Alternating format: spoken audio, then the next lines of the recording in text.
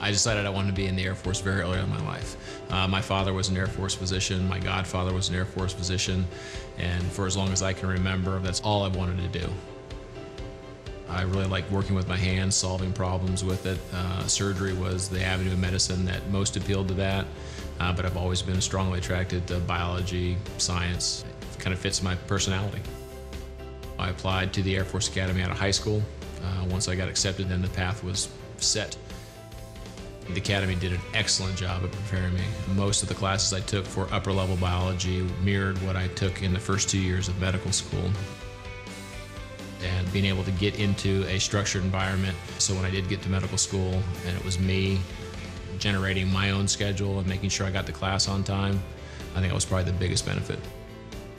And then from the Academy, I got into the Uniformed Services University of Health Sciences in the DC area. I first realized the caliber of education that you get in the Air Force when I was in medical school, especially the third and fourth years as we were out on our rotation. You got to interact with residents and medical students who trained elsewhere, who went to school elsewhere. And as I told people in my family and people who were interested in medicine at that time, I couldn't be prouder and happier in my education as an orthopedic surgeon. I would take my classmates and myself over some of the bigger institutions in the United States as far as skill level and knowledge level. Being a physician in the Air Force and patient care is always number one. The worries about how to go about paying for something, how to go about obtaining either supplies or medications for the patients, very limited, if present at all.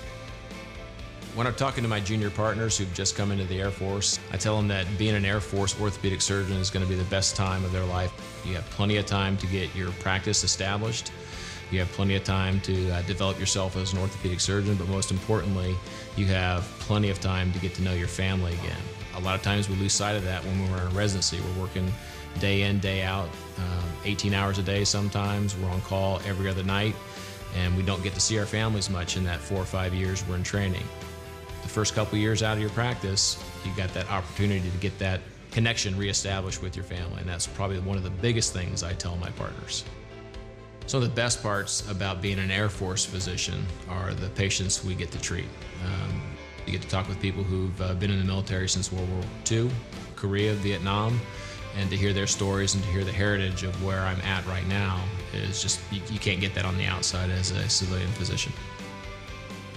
Very proud.